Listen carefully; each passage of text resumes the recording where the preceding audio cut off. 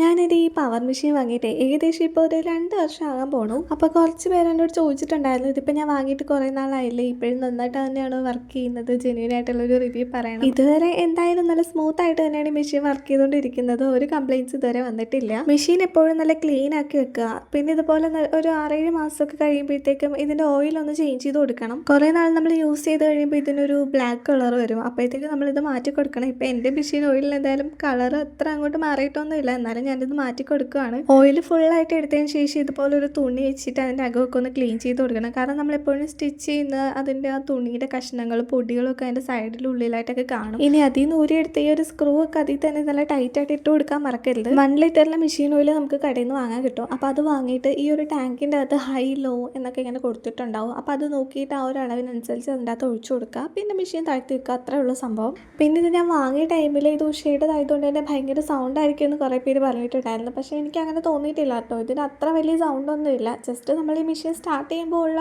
ആ ഒരു സൗണ്ട് മാത്രമേ ഇതിനുള്ളൂ. പിന്നെ ഇതിൽ എംബ്രോയിഡറി ചെയ്യാൻ പറ്റുമോ, ലോക്ക് ചെയ്യാൻ പറ്റുമോ എന്നൊക്കെ ചോദിക്കുന്നുണ്ടായിരുന്നു. അതൊന്നും ചെയ്യാൻ പറ്റില്ല. നമുക്കിതിൽ സ്ട്രൈറ്റ് ആയിട്ടുള്ള സ്റ്റിച്ച് മാത്രമാണേ ഉള്ളത്.